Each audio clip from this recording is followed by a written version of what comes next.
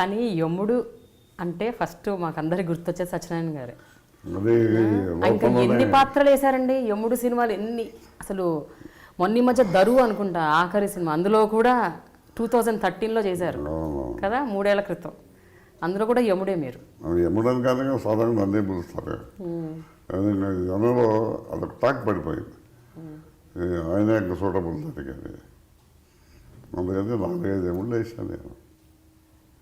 చిరంజీవితనేమో యముడికి మూడు, అవును, యమలీల కృష్ణారెడ్డి, యమగోళ రామారావు తోటి, తర్వాత పిట్టల దొరనేమో ఆదిగారితో, ఇంకోటి పెళ్లి వారం అంటే ఏదో దాంట్లో చేశాను. ఇంకేదో వచ్చింది కదండి, యమగోళ మళ్ళీ మొదలైందో సంథింగ్, అదేనా? యమగోళ మళ్ళీ మొదలైంది, అదేనా? ఇవన్నీ చేశాను. అన్నీ మరి యముడేసి అన్నీ బాగుపోయింది, అన్నీ బాగుపోయింది. ఇది అయితే యమలీల అయితే అసలు మరీ చిరంజీవి పెంచిన క్లాస్ చేసింది, అది అద్భుతం అసలు.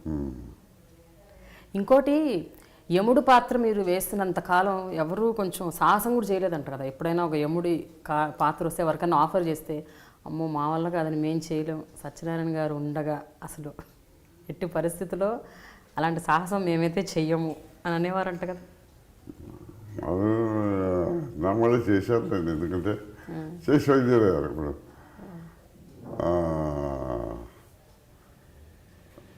దాంట్లోనేమో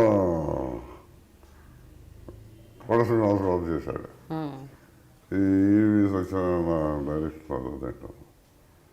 అది అంతగా పడలేదు. మోహన్ బాబు ముందు జూనియర్ ఎన్టీఆర్ యమదొంగ అది అది పెద్దగా పడలేదు. తర్వాత ఎవరే ట్రై చేశారు కానీ పడలేదు. ఒకసారి కృష్ణావతారంలో కదా కురుక్షేత్రంలో నేను దుర్యోధనుడు వేషం వేస్తున్నప్పుడు నాకు జాయిండీస్ వచ్చింది. అలాగా వీక్ అయిపోయి నేను చేయనండి, కొంత ఛాన్స్ ఉండే, వీక్ అయిపోయాను అని నేను వద్దని మానేస్తానంటే బిజినెస్ పీపుల్ ఏరియాలకు ఉన్న వాళ్ళందరూ ఆయన లేకపోతే మాకు వద్దండి మాట మాకు ఇచ్చేయండి అని అందరూ, అంటే బిజినెస్ మొత్తం పోయేదట ఉంది. అప్పుడు ప్రొడ్యూసర్స్ వాళ్ళు వచ్చి ఉదయం మీరు మాట్లాడుతున్నాను అనుకంటే నేను కొడుకున్న తర్వాత తెద్దాం అని చెప్పి ఆపి నా కోసం. దాన్ని నేనే అడిగాను, గోపాలాన్ని కూడా అడిగా, గోపాలాన్ని మీరు వేయండి, నేను వేయలేనండి, అయ్యా బాబు ఆ వేషం నేను అక్కడ వేయనండి అయ్యా, నా వల్ల ఏమొద్దా వేషం వేయటం. ఆయన క్లియర్గా ఒప్పుకున్నారు, నా వల్ల కదా వేషం నేను వేయలేనండి అయ్యా. అలా ఆయన కూడా రిజెక్ట్ చేశాడు. మిగతా ఏమో వీళ్ళు వేశారు కానీ వీళ్ళ వల్ల ఏం కాలేదు. ఇక దుర్యోధనుడు రావణాసురుడు వీళ్ళ వల్ల అసలు కాలేదు. అట్లాగే అయితే భగవంతుడు నా దృష్టిలో కృష్ణదేవరాయలు వేసాను, అది సక్సెస్. అట్లా వేసేవన్నీ బాగానే సక్సెస్ అయ్యింది. అయితే యముడి పాత్రలోనే ఒక వైవిధ్యం ఉందండి. యముడు ఎంత గాంభీర్యంగా ఉంటాడు, అందులో కామెడీ ఉంటుంది. యముడు పాత్ర అనేది ఏంటో ప్రతి సినిమాలో కామెడీ చేస్తారు. అంటే ఈడ మరీ అంత దిగజార్చారండి వీళ్ళు అసలు. అంతే కాదు, అది అతను చేసే మనకు నవ్వు రావచ్చు కానీ, బట్ అతను నేను ఎప్పుడు ట్రూ ది క్యారెక్టర్ లేవండి. డీవియేట్ అయ్యి ఔచిత్యాన్ని పాడు చేసేవాడిని కాదు. వాళ్ళు అయినా దేవతలు ఔచిత్యం పాడు చేస్తాను నేను ఒప్పుకున్నాను. ఔచిత్యాన్ని పాడు చేయటం కదా, అంటే ఆ క్యారెక్టర్లో ఒక 4-5 షేడ్స్ ఉంటాయి. ఇప్పుడు ఉన్నాయి గంభీర్యం ఉంటుంది కానీ మిగతా కామెడీ అంటే ఎక్కడ ఉండదు. ముందు మనం పూలో కొందికి వచ్చిన తర్వాత కామెడీగా ఏది ఉంటాయి కానీ ఇప్పుడు గాంభీర్యత ఇది తగ్గేది కదా, ఇప్పుడు తగ్గకూడదు. క్యారెక్టర్ అలాంటిది. సార్ అప్పట్లో పౌరాణికాల్లో పద్యాలు అవి కూడా చెప్పేవారు కదా, అంటే డైలాగులతో పాటు పద్యాలన్నీ అంటే ఈ నేపథ్య గాయకులు వాళ్ళే పాడేవారంటే మధ్య మధ్యలో ఎప్పుడైనా ఒక 2 లైన్లు 3 లైన్లు అట్లా మీరు కూడా ఏమన్నా పద్యాలు కంప్లీట్గా? అన్ని వాళ్ళు మాధవ సత్యం గారు పాడేవారు. ఎవరండి? మాధవ సత్యం గారు. పద్యాలు కానీ పాటలు కానీ ఎక్కువ ఆయనే బాగా పాడారు. అలా రంగరావుకి ఆయనే. సోషల్ కాన్సెప్ట్స్ కూడా చాలా చేశారు మీరు. ఇందాక మీరు అన్నట్టు విలన్ కామెడీ క్యారెక్టర్ రోల్స్ అమ్మో ఎన్ని సంవత్సరంలో ఎన్ని చేశానండి.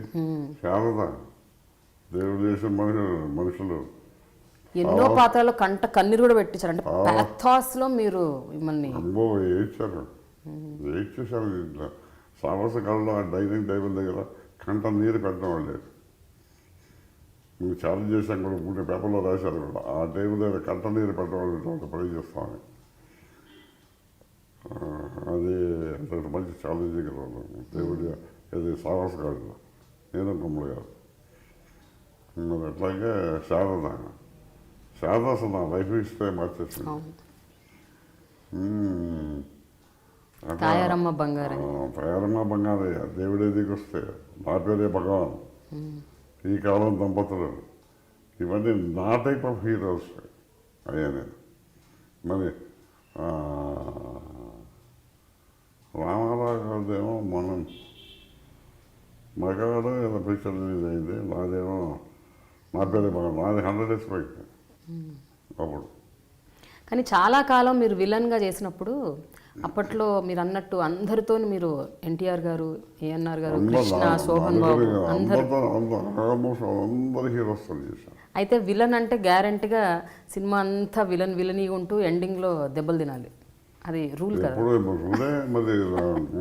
మరి ఎందుకంటే వీడు బిహేవియర్ బ్యాడ్. అదే ఇప్పుడు నేను ఉదాహరణ చెప్తాను, అది బీతిగా ఈ హీరోయిన్స్ ఏంటో హీరో అనగానే ముందు గమనం ప్రేమించడం, ఎలా కనపడితే అసహించుకోవడం, అలా ఏం కనిపెట్టారు అసహించుకుంటారు ముందుగానే. అట్లా ఉండేదండి అంతే కదా. ముందు అసలు సినిమాలో కదా, బయట కూడా అలాగే ఉండేవారా? బయట అట్లేరా? Okay okay. బయట నాతో చాలా అందరూ చాలా ఫ్రెండ్లీగా ఉంటారు, అందరూ హీరోయిన్స్. నేనంటే వాళ్ళకి ఎవరు ఎక్కువ ఫ్రెండ్లీగా ఉండేవారండి మీరు? అందరూ అమ్మో వస్తాను, అందరూ బాగానే. సో ఎప్పుడైనా నిజంగా దెబ్బలు తగిలాయా ఈ రకంగా షూటింగ్లో? ఎప్పుడైనా చాలా తగులుతాయి నిజంగా? అంటే నిజంగా యాక్ట్ చేసేవారండి, లేకపోతే ఏదో దెబ్బలు ఫైటింగ్ అన్ టైమింగ్లో వచ్చేది వచ్చారు దెబ్బలు తగ్గుతాయి. మాకు ఒకసారి డెత్ ఎస్కేప్ కూడా ఇక్కడ రామారావు గారు ఇక్కడ దగ్గర సుఖపోయింది. ఇక్కడ ఇంకా కొంచెం కింద అయితే కనుపోయేది, కొంచెం నవరకంతో చచ్చిపోయాను. ముదిపోయిన అన్కాన్షియస్ పడిపోయాను. అట్లాగే రాము పిక్చర్లో కార్వేట్ అంకల్లో ఫైటింగ్లో అట్లా కాన్ఫిడెన్స్ అయిపోయాను. అప్పుడప్పుడు తప్పదు. బట్ అన్నీ అలా న్యాచురల్గా చేసేవారు అప్పట్లో. చెప్పాను కదండి, మా తాపత్రయం బాగా చేశారు అనిపించుకోవాలి.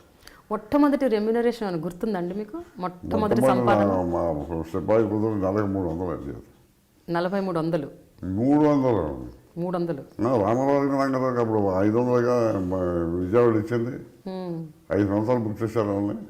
ఓహో, అంటే మీరు ఆల్మోస్ట్ హీరో రెమ్యునరేషన్తో సరి సమానం. అంతే కదా. నాకు నచ్చిన 300, వాళ్ళకి 500 ఇచ్చారు. బాలకృష్ణ భద్రం వాళ్ళకి 250. ఫస్ట్ పిక్చర్ నాకు నెలకు 300. అప్పుడు ఆ రోజుల్లో అట్లా ఉండేది. అవును, అప్పట్లో అలా పెరిగి అట్లాగా. ఇంకా రామారావు నాగేశ్వరరావుగా పాపం ₹1,00,000 రెమ్యునరేషన్ చేయడానికి వాళ్ళకి కొన్ని సంవత్సరాలు పట్టింది. మరి ఇప్పుడు 2 పిక్చర్లు సక్సెస్ 2 కోట్ల 3 కోట్ల అంటారు. ఇది అర్థం కావట్లేదు. ఏంటో అర్థం కావట్లేదు. డ్రీమ్ ఛానల్ శ్రోతలకు, ప్రేక్షకులకు అందరికీ ముందుగా నా హృదయపూర్వక ధన్యవాదాలు. మీ అందరికీ తెలుసు, నేను ప్రౌడ్గా చెప్పుకుంటాను, నేను మీ ఓల్డ్ ఆర్టిస్ట్ని, పూర్వపు ఆర్టిస్ట్ అని. ఇప్పుడంటే యాక్టివ్గా లేకపోవచ్చు, అయినా ఇప్పటికీ ఇంట్రెస్ట్ ఉంది, ఇప్పటికే కొనసాగుతున్నాను.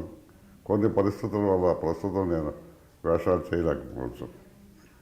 ఈ విధంగా నా అనుభవాలు కానీ, నా జీవిత పరిణామాలు కానీ అన్నీ వీరి ఇంటర్వ్యూలో మీరు తెలుసుకున్నారు, మీరు గ్రహించే ఉంటారు. ఈ పాటికి నా పూర్తి క్యారెక్టర్ మీకు అర్థమైపోయి ఉంటుంది. ఎందుకంటే నేను ఎక్కువగా చెప్పాల్సిన అవసరం కూడా లేదు, మీరు అందరూ మేధావులు. నా ఈ సంభాషణలో మంచి ఉంటే గ్రహించండి, చెడు ఉంటే దాన్ని విసర్జించండి, సహృదయంగా తీసుకోండి అని మిమ్మల్ని ప్రార్థిస్తున్నాను. సెలవు.